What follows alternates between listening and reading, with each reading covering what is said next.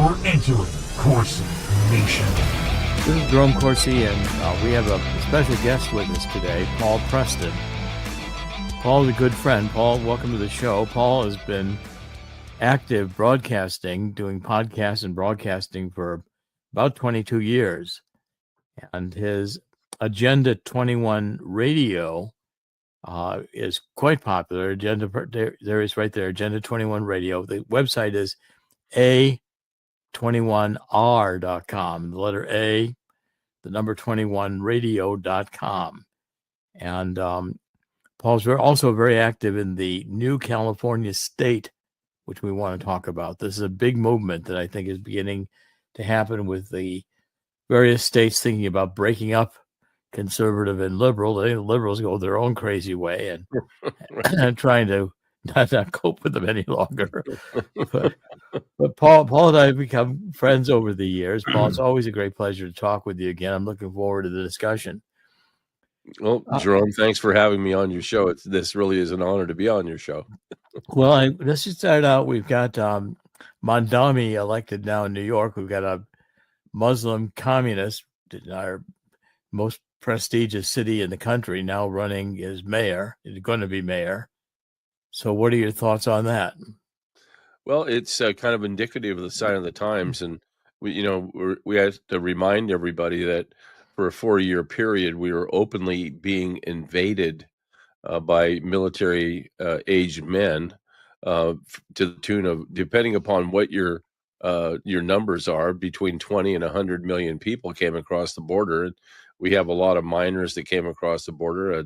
It's been a disaster when Donald Trump was not reelected, which he was reelected, but the election was stolen from him in 2020. And these are the things I think we can start to see. We'll get more and more of this sort of thing going on. The thing that concerns me is that he's espousing Sharia law. And there's a couple of different things that have happened here because, he became a naturalized citizen and he swore an oath that he would protect and defend the Constitution against all enemies, foreign and domestic. And it seems to me that he's violating his oath of office if he's going to try and shove Sharia law down everybody's throats. But typically for a Muslim takeover of a community or a city or a nation, this is kind of the stuff that goes along with it. Occupy the leadership positions, and then sooner or later there's going to replace all the bureaucrats and everybody else, and there's the replacement of personnel goes on, and then ultimately they dominate the scene and declare Sharia law everywhere. So this is part of the invasion, replacement invasion process that Muslims have really refined over the hundreds of years.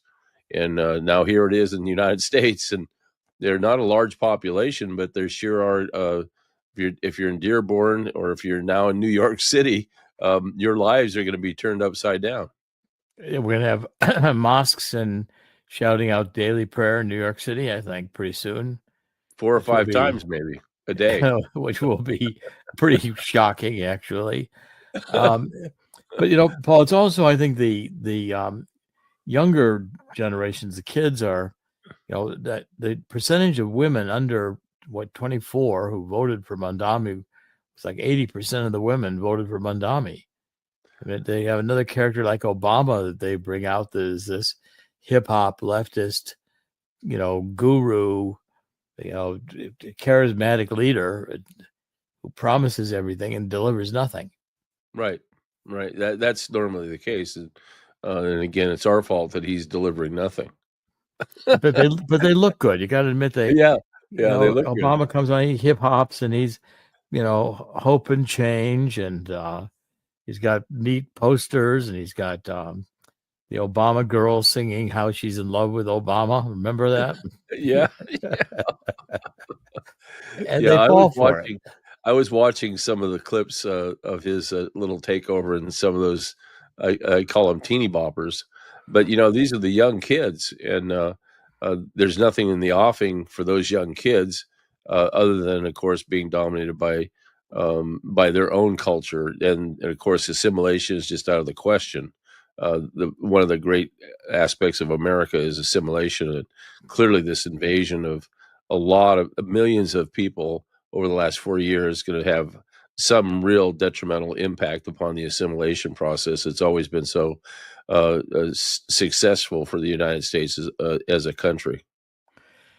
Right, but again, as you point out, they don't. The Muslims don't assimilate. They don't fit in. They don't want to become citizens of the country that they're invading. They want to take it over. Right. And that is a problem. And of course, we have a problem with so many others that have basically said the same thing, that have come across the border. It's not just Islam; it's also the cartels. And out here in California, we have a real huge influence of the cartels and all the things that go along with them. And in California, I hate to say it, but I'll say it again. I've been saying it all along for a long time. But California, outside of China, is the single largest trafficker of children for sex. And that's but nobody here says anything about it, because we have active legislators in our legislature that are pedophiles. They admit to it, and they're passing pedophilic laws that enable them to have sex at younger and younger ages with boys in particular. This is, I mean, I'm not making this up. This is actually happening and has been happening for a long time. They're just out now more than anything else. And it seems that leadership, obviously Gavin Newsom, leadership all across the board, is saying nothing about it. And I'm talking about to the county supervisors, to the city council members. The police are really kind of hung out to dry, because that's another problem, is that they get defunded, and pretty soon they get defunded and they get shortchanged in terms of the number of people that they're starting to employ. They get rid of the police officers. So we get into a lawless situation, and we find ourselves, like right now, constitutionally, California does not comply with its compact with the United States, and it is sort of a rogue state at this point, government-wise. In fact, you're setting up this new California state to be a secession movement, to draw a new California state out of California. Isn't that correct? Well, it's not a secession movement, but California has a secession movement. This is an important thing to understand. We are a separatist movement following the Constitution, which provides in Article 4, Section 3, a state split. And it's known as the state split clause.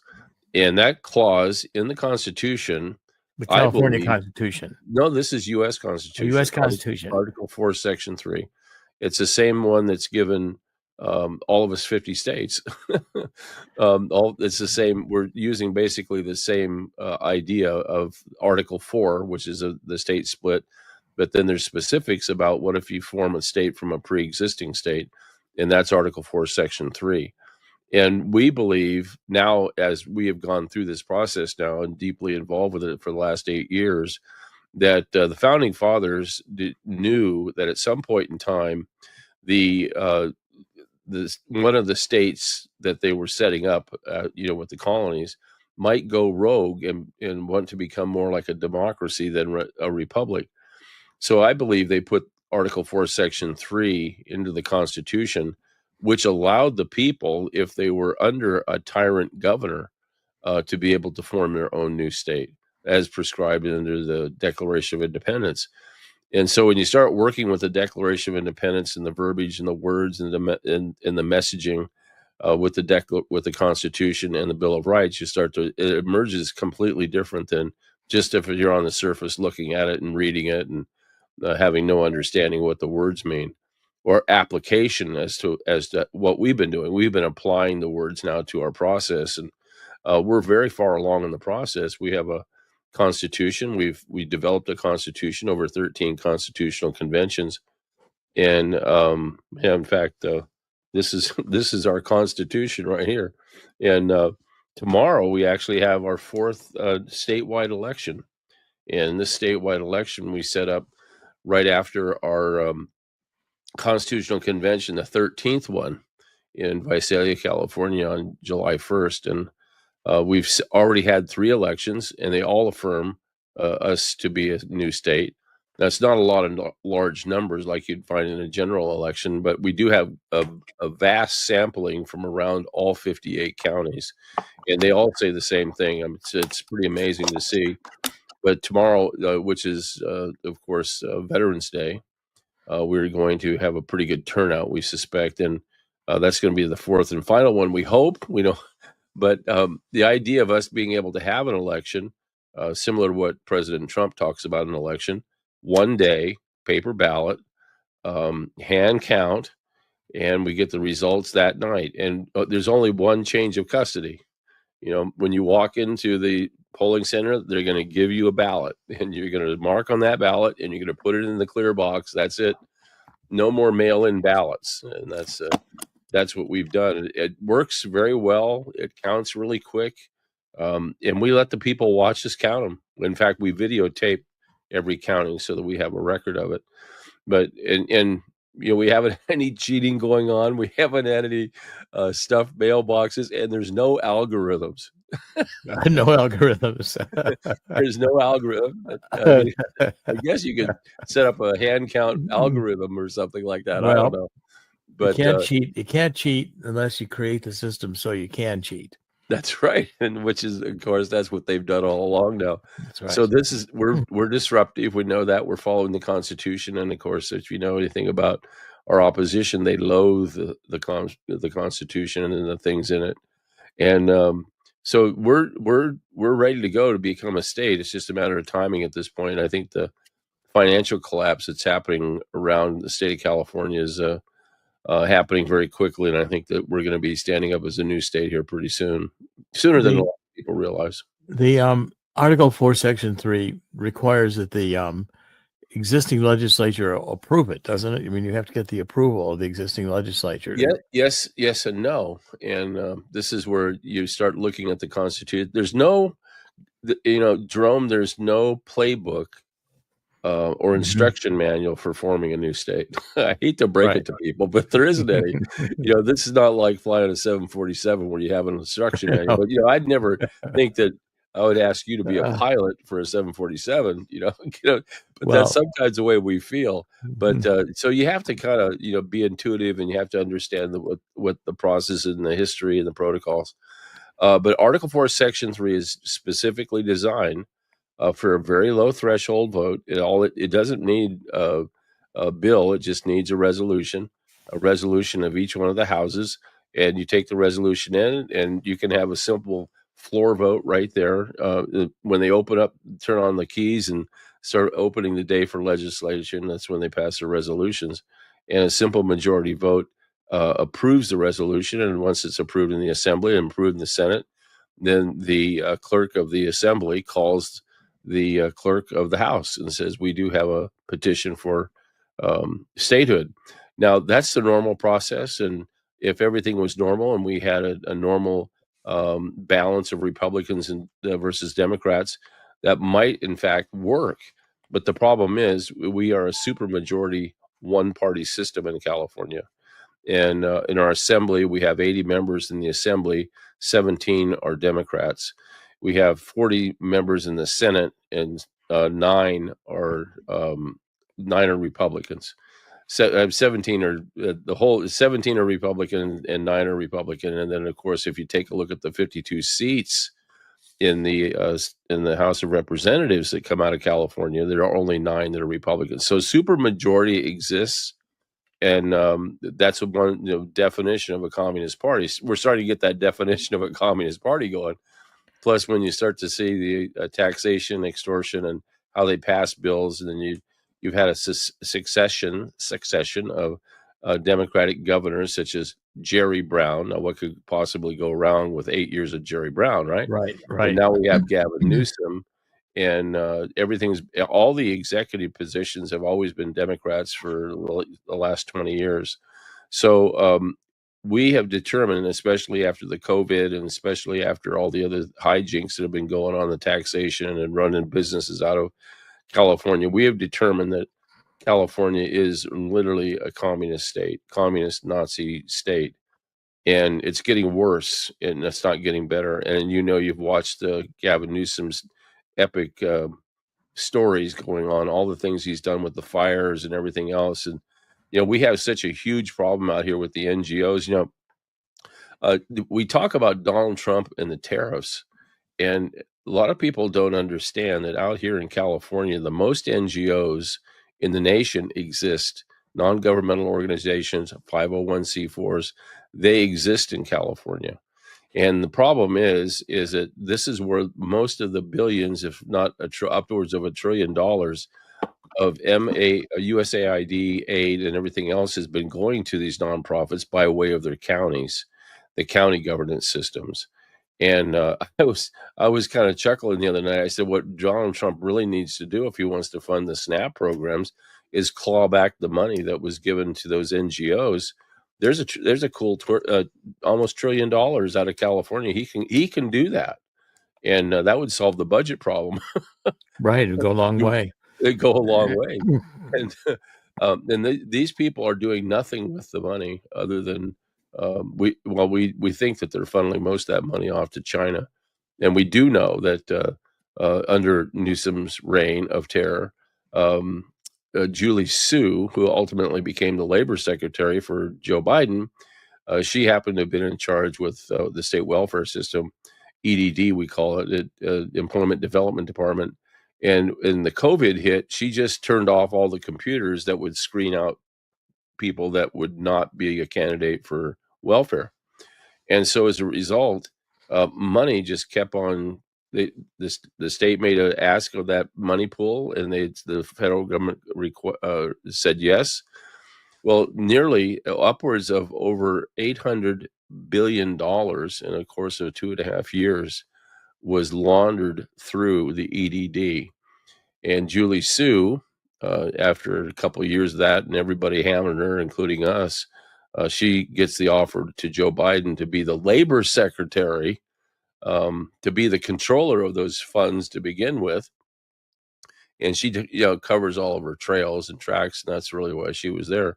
She never passed confirmation, but he would just keep appointing her, and nobody had bothered her. She was appointed without any legal authority and without any constitutional authority anyway. And everybody was comfortable with that, except us. We were screaming about it. It was improper, unconstitutional, yet it was being allowed. So the effect that we see as a whole, as we were looking at it, said this is a hostile situation that we have going on in California. And they're not going to approve anything we do because it's communist. And we the people determined that. The other part of it was we found out California's constitution is not a real constitution. It does not follow the original constitution of 1850. It has a corporate constitution that it adopted in 1879. So they have no legal legs to stand on. So to actually petition them to go on to to become a state would be impossible. But the other part of it too is that as we have found with the founding fathers, that, like I said, they knew that there would be a high probability that one of the states that would form in the United States would slip into a democracy. So they had to throw the people a lifeline. And I think that lifeline is Article 4, Section 3. And we're, of course, exercising that because in Article 4, Section 4, it's the requirements of being a state that's really important to understand. And those requirements are the same requirements that the United States has on itself for all of its people, and that is the guarantee clause. And in the guarantee clause, it says very clearly that you have to, 1, provide a Republican form of government, and number 2, you have to be able to keep the population free from invasion, and number 3, free from domestic violence. Well, we said, guess what? This state of California is not doing that. We're being invaded. We're a sanctuary state. We don't have a Republican form of government. And crime is through the roof because why? The state is actually passing laws that are benefiting the criminals and not good order.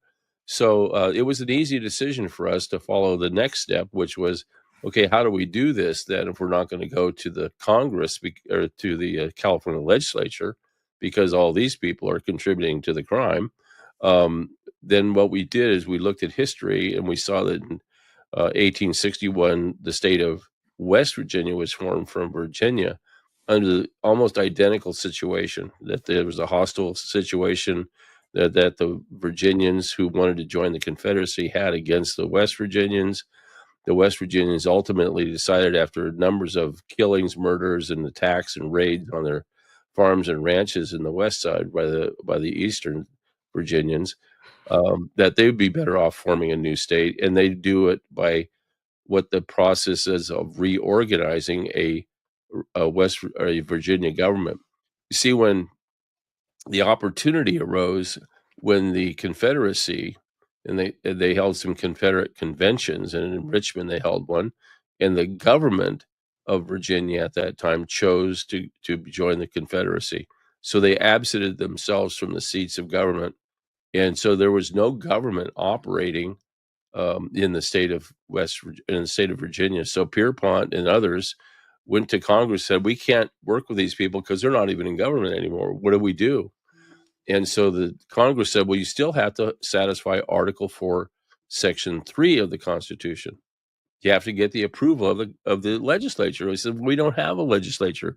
So he goes back to Wheeling, West Virginia, with the bad news is that we have to do that. But then he says, wait a minute, time out. All of us in West Virginia, we're still Virginians. Everybody's a Virginian. So why don't we form our own government? Because there's no government there at all. And so that's what they did. Pierpont formed we the people, which is the first three words in the Constitution, we the people. And they formed a government. He became the governor, that self-appointed governor pretty much. Yeah, actually, I think he ran an election in the House there. He became the governor, and then he got a lieutenant governor. He got an assembly together, a Senate.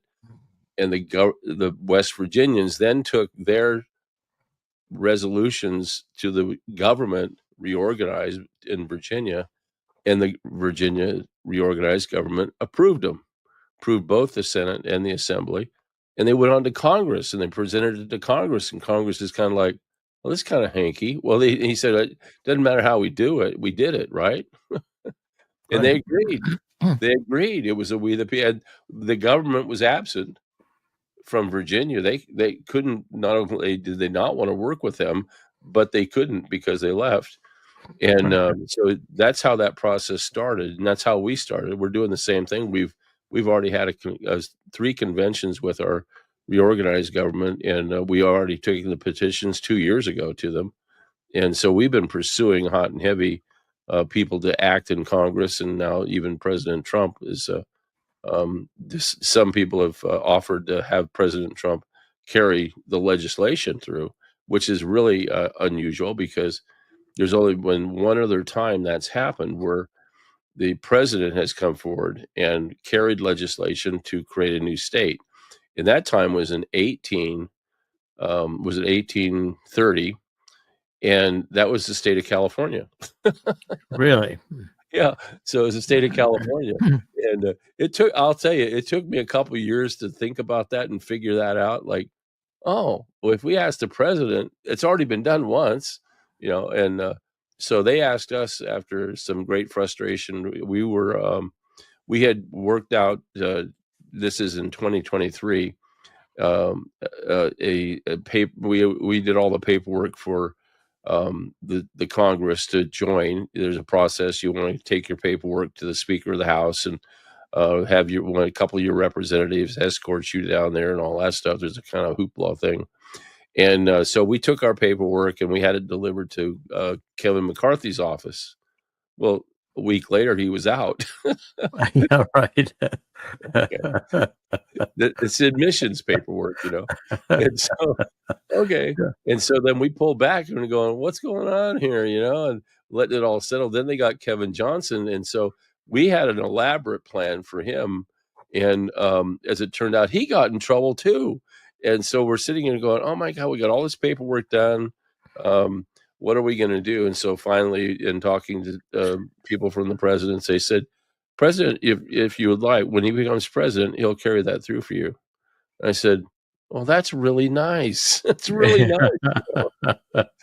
Did you submit it to President Trump? Not yet. We're doing the elections, and we're getting our Constitution all wrapped up, and that'll be the next step in the next couple of weeks to move forward with that. What will how much of California will be in the new state? About 90%. It's Really? the populations there's very easily divided by density, and the rural communities versus the urban is what it is. It's straight out of the book of Reynolds versus Sims, when they took away the rights of senators to represent counties and divided it up by districts. And so ultimately what happened with that is that all the urbanized areas got all the resources and rural areas got nothing. So we're kind of reversing that trend. And if you take a look at California's population, and when we did this in 2018 and 19 to create the map, there was about 40 million people here. And we went through the whole hoopla. We had maps. We went over to one of our people's houses, and we just dominated the whole beautiful home. We just dominated it with maps, and we're drawing lines. I mean, you can imagine people say, "Oh, get in a meeting. What about this district over here? Well, they got this Democrat. We don't want that Democrat." You know, and I didn't like. See, I didn't like the idea of that. I mean that we were singling out Democrats, and so we were drawing lines. No, I just didn't like the idea. I didn't think that was on balance what we should be doing if we're doing real republicanism here.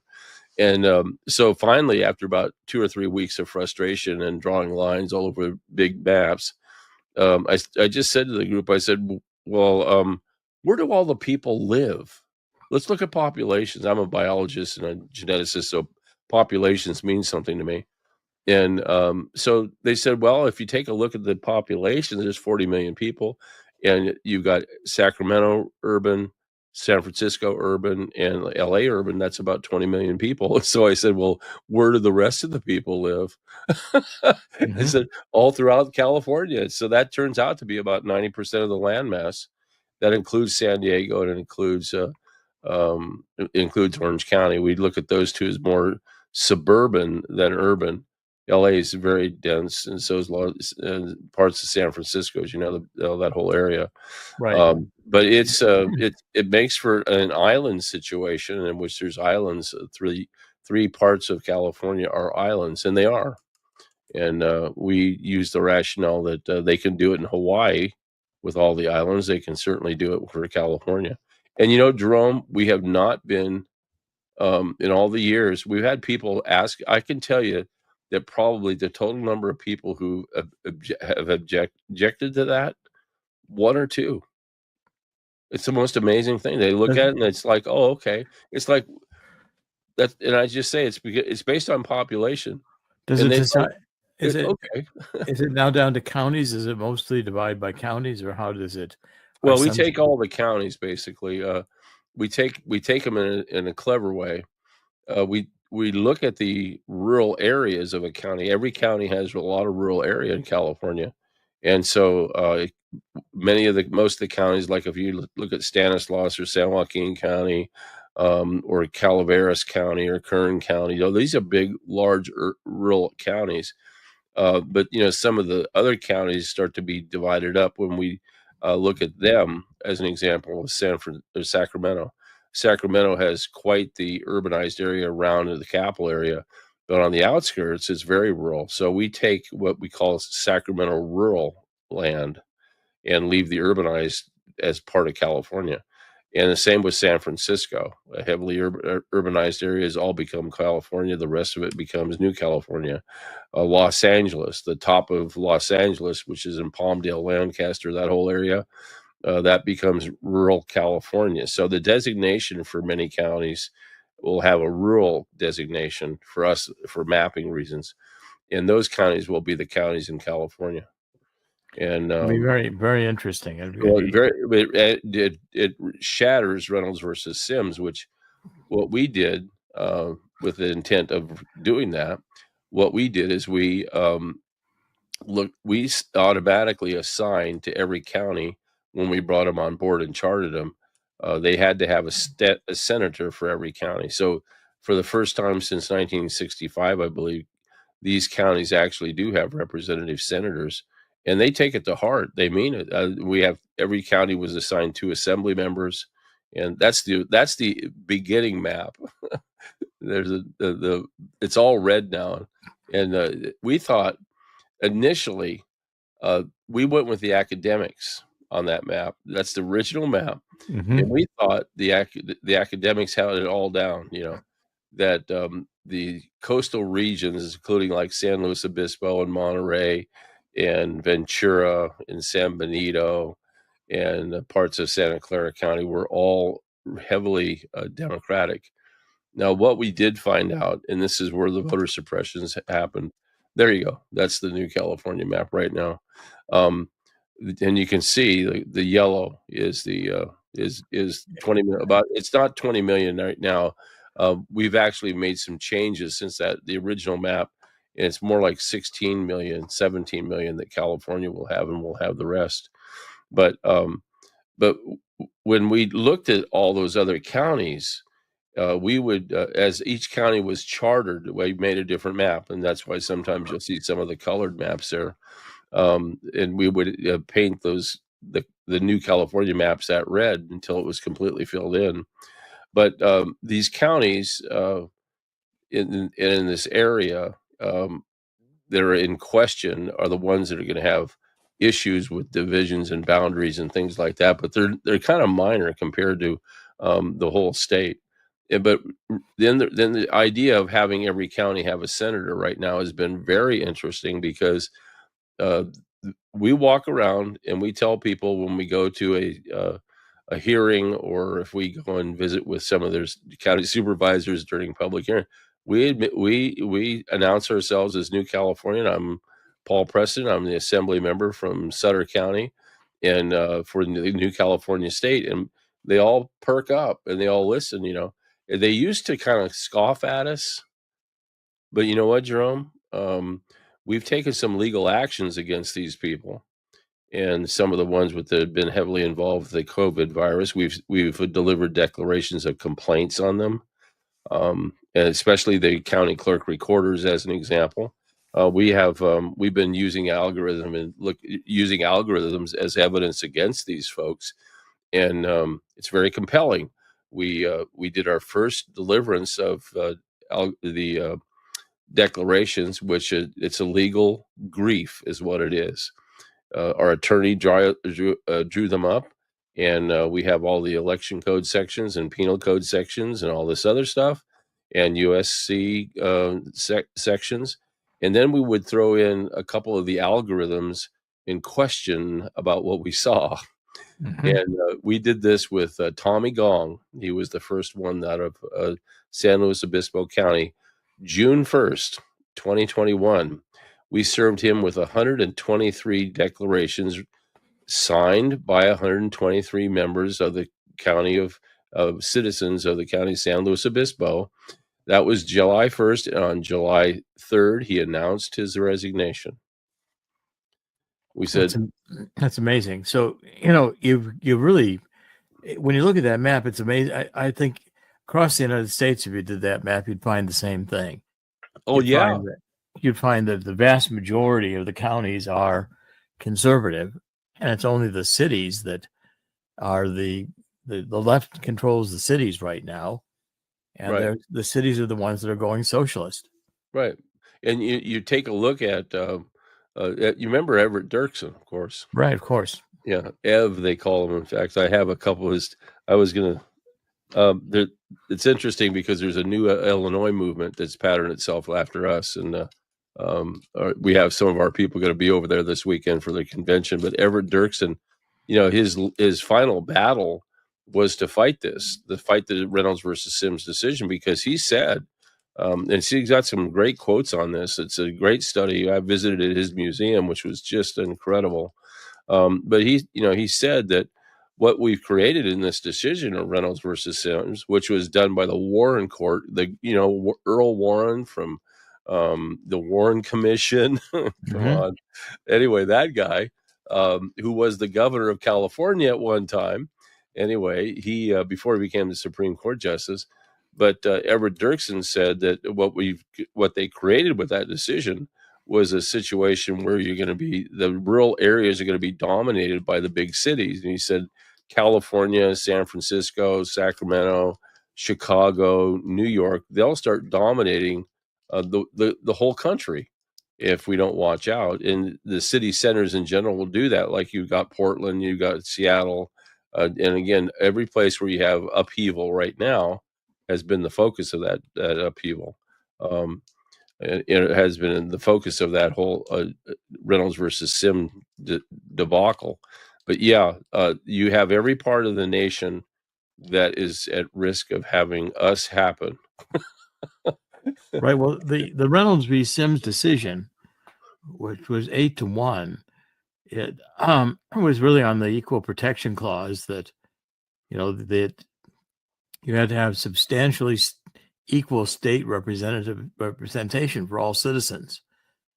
So this was the beginning of a lot of the reapportionment legislation, reapportionment activity going on. But, the reapportionment has also led to gerrymandering and the way the Democrats have done it.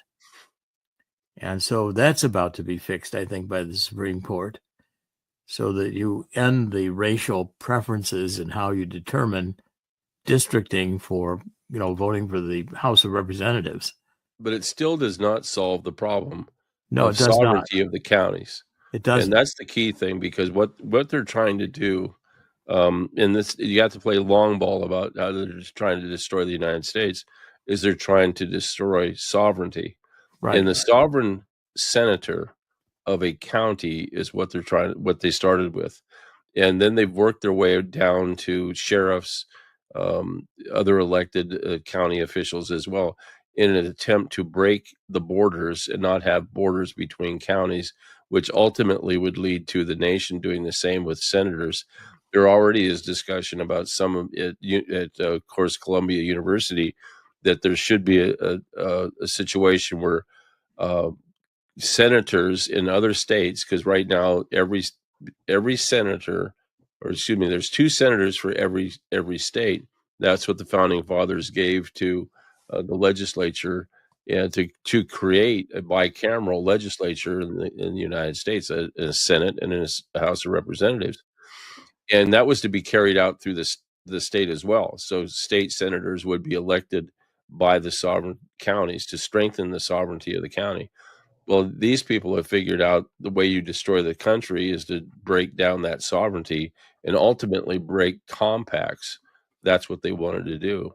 And that we defy that, of course, and we reinstituted the senators in every county as a growing state. And that's had an impact on Sacramento. They know it. I think nationally they know what we're doing too, that this is the end game for them, because once we return sovereignty, then we can really focus in on restoring the republic. And that's where we're going with all this. Even the smallest of counties, if it's a county, deserves a senator, as opposed to a district, which a district is very, very pejorative. What you do is you create unicameralism under Reynolds versus Sims. And you talk about lack of representation. The people have all the representation in the world, but what about the other elements of what we govern? There are businesses, there is commerce, there's Right. There's schools, there's all the things that go along with it. The environment, it's a perfect situation if you don't have anybody protecting the environment. Now, when I say that, what I'm looking at are big concerns, companies that want to do mining, as an example. They want to tear up the land like crazy, and do the work. If they're left unbridled and unchecked, then they're a problem. But so that's what they want to do, is so that there's open borders between counties, there's open borders between states. Pretty soon there's no borders at all. Right. And that's what this leads to. We're talking with Paul Preston. Paul has done Agenda 21 Radio. Website is a21r.com. And we're talking about the new California state movement that Paul has championed over the years. And I think once this begins to take hold, Paul, you're going to find a lot of states looking at this. I mean, well, yeah, we get a lot of calls. We're getting calls from Canada. From Canada. Yeah, from Canada, right. That's interesting. Well, Canada, of course, has a massive problem in terms of whether or not people are represented by the government, which has gone completely leftist. Right. But the point here is that it's shocking when you see how much of the states, you could do that for Texas, you could do that for a dozen states, including New Jersey. I mean, I live in New Jersey, Right. and New Jersey, you take out Newark, Elizabeth, and Patterson, you've got a very, very conservative state. Same for Virginia. You take out the parts of Virginia that are close to Washington, D.C., the bedroom communities, and you've got a very, very different state. And so therefore, the cities have been the leftist powerhouse, but there's enough people in these cities, even though the territory is small, that they swing statewide elections. That's the difficulty, is that And out here in California, we don't, we have a monoparty system because the statewide elections are corrupt, as you know. They're how right. corrupt they are out here in California, and especially with the use of the algorithm. And they're trying to put fresh lipstick on that ugly pig, and it's not working. It didn't work in the last election here just last Tuesday, and in fact tomorrow we get the bonus buddy, because when we decided we were going to have our own election on November 4th back in July. We weren't thinking that there was going to be an election in California. Nothing was announced. And so we get these nasty, we're setting up shop. We're going to have the election, just like we said. We didn't care about Prop 50. And all of a sudden we're getting these nasty letters from the state.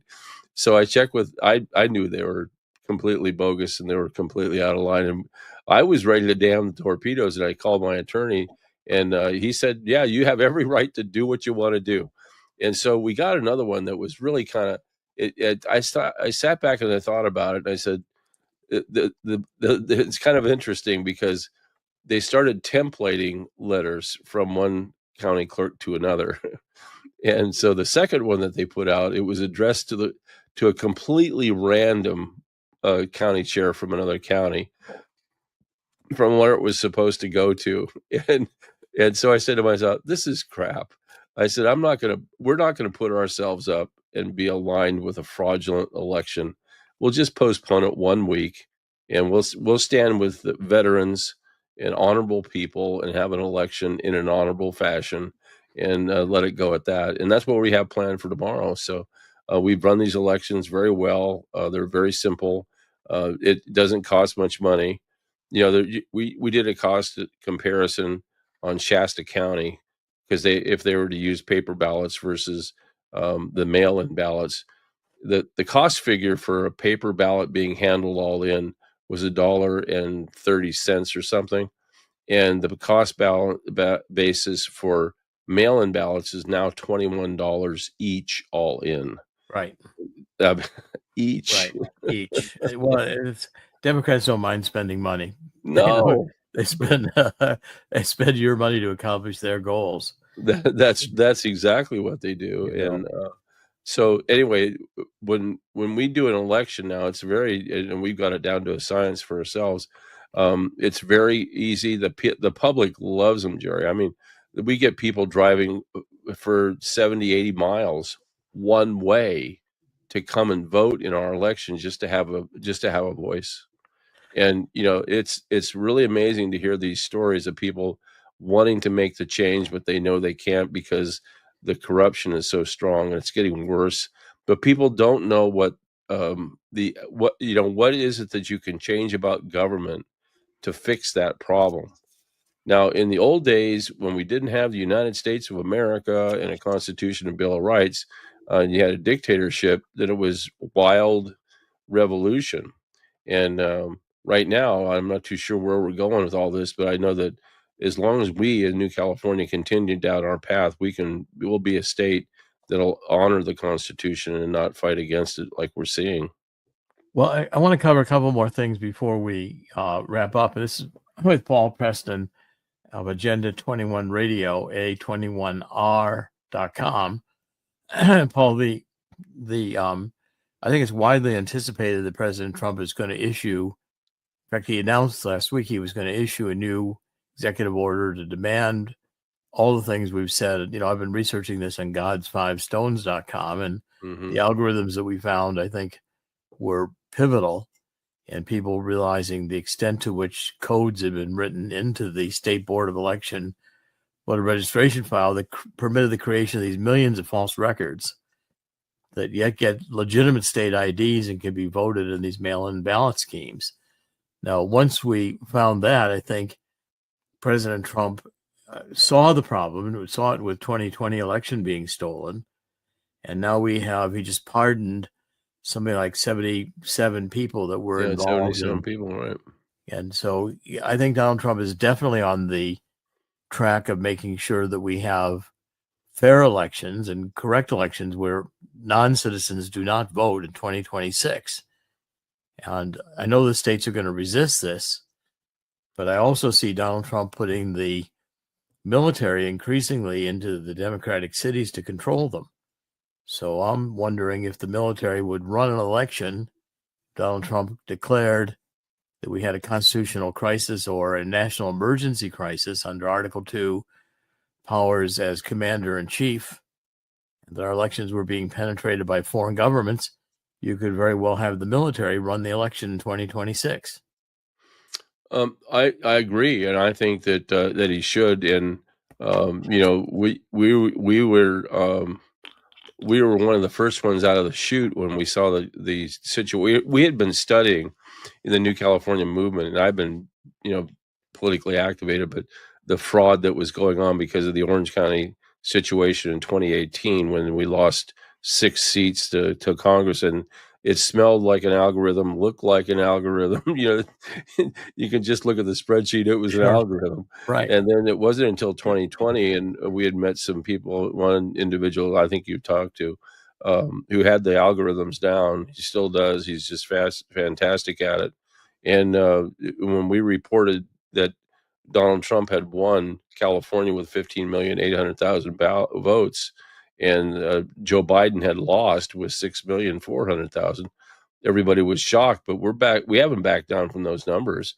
And then we discovered all the fraud that led us to another lawsuit, and to try and sue to stop even the J6 thing from happening with the 53 delegates or 55 delegates to the Electoral College. But that was all slow walked by the courts for one reason or another. We filed several amicus briefs and so on, but none of that came to fruition. But we still have some hope for the lawsuits because the cast of characters is there, and they should be sued. But I think with Trump now, what I think is really important is that we know that with Pam Bondi as AG, that automatically we get standing with her. Now, no other way would we be able to get standing on any kind of lawsuits going forward, but I think that we have an opportunity if we want to go federal, we have something there. But I agree. I think that Donald Trump can pull from his vast resources constitutionally and act constitutionally as a president. And when he declares an emergency, or if he signs the Insurrection Act, which I think he's already signed it. I think he's kept it a secret. I'm not sure of that yet. I'm not sure of that, but I know he's contemplating it. I see the smile, Jerome. Yeah, well, he's contemplating it for sure. There's no doubt about it. But he's actually signed it. I don't think has happened yet. But it could be. I mean, I'm not ruling it out. I know that certain people's behaviors like that. The tell is the governor of Oregon. That lady, which I didn't realize was a lady for a long time. That lady, boy, did she do it. I think somebody had to talk in her ear. Boy, did she do a complete about face on what was going on with Donald Trump. But I think that, yes, I think he needs to act pretty soon because things are getting a little dicey. And, especially now in New York, you have that whole thing going crazy out there. And what are New Yorkers going to do? But I don't think we need these people that are here illegally or they're here legally and they're trying to espouse the downfall of this country. That's all unconstitutional. And especially if they become citizens here, like you have the case with Mandami or whatever his name is. I always kind of screwed up on radio if I don't like you. Anyway, he's a naturalized citizen, and if he's gonna profess Sharia law. That's I know. everybody's talking about it, Yeah. and he will ultimately do that. He needs to be arrested and thrown out of the country. Well, Because clearly some of these he's at risk of committing a crime by protecting the illegal immigrants, and absolutely, that's another one.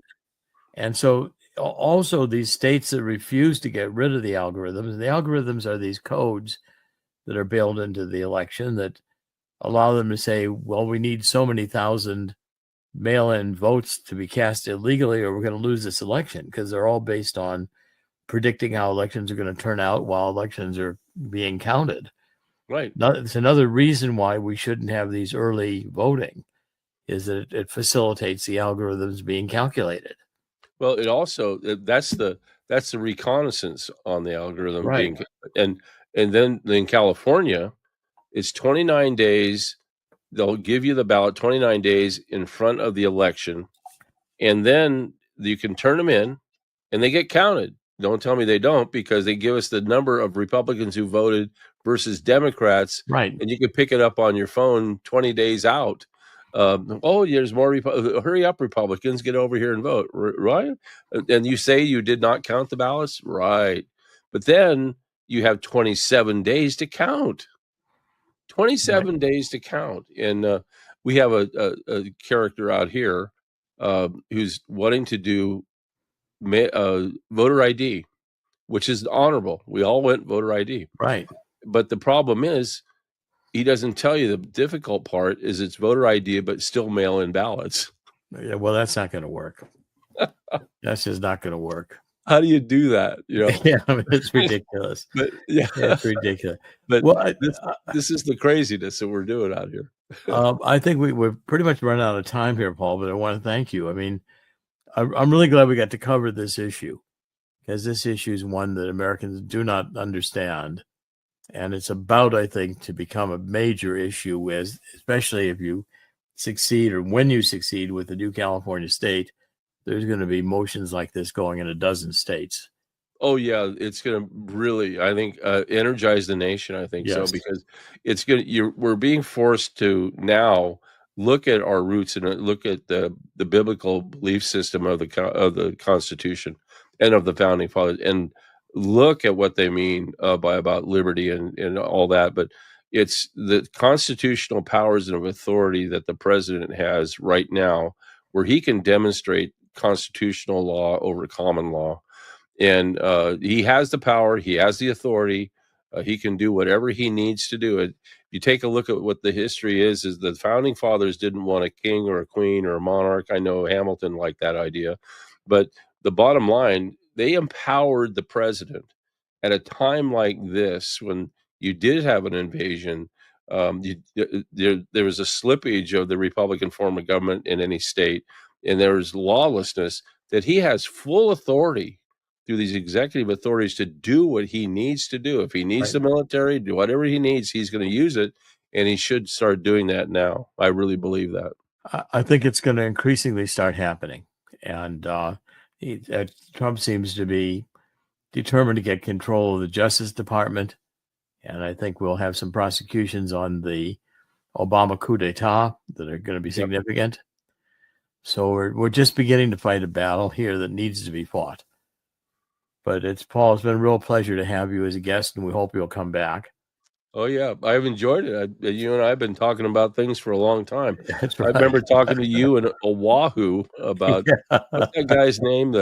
Obama's, that's who it was. And he had some other guy's Social Security number. Yeah, that's right. Another guy's Social Security number. And the Obama story, I mean, we found the birth certificate in Hawaii from which Obama's was copied. And Sheriff Arpaio did validate that Obama submitted a fictitious, badly copied forgery as his birth certificate. But of course, the mainstream media will never report that. No, I like the way Donald Trump flushed him out for the long form. I think that was a brilliant move on his part. And a little side story was the the story is I found out that they actually used a thumb drive, put it in a guy's hand, and they flew it to Washington and they plugged it into the machine. Well, I got a call from a graphic artist who I was doing business at the time, because he and I had this big run-in with his boss, the guy I was paying, that he was an Obama guy. He gave him money and everything. And when we both knew the thing was false or phony. And so he called me up, hey, they released it. Come on down. So I went down there.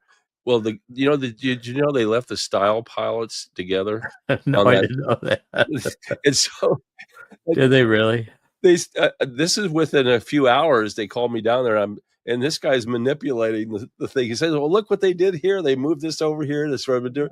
I was sitting there going, oh my God, how obvious can this be? Then you lost Loretta Fuddy. Then oh yeah, went crazy. So well, that's another whole story that yet remains to be fully told. But I may get at it again.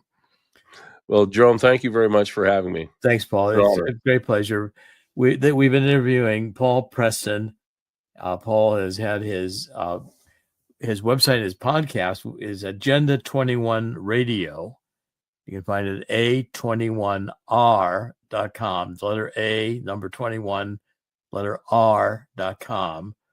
And he's got a lot of information, really important information on the new California state initiative, which I believe is going to happen and succeed. Yep. And when it does, I think it's going to be a magnificent thing to see. I can't wait. I'll give you the website of that is newcaliforniastate.com, newcaliforniastate.com. If you go there now, you can see all the different things that we're doing for the election. And of course, it's a great day tomorrow. For all of you veterans, we're going to be really involved on what's going on there. So, and we'll give a shout out to it with Joshua Macias. Joshua is the CEO. I'm the chairman. We formed Veterans First. Yes. LLC, Veterans First Foundation, Veterans First Telemedicine, and we're just getting going. Yep. But we salute the veterans along with you. Thank you, Paul. Thank you.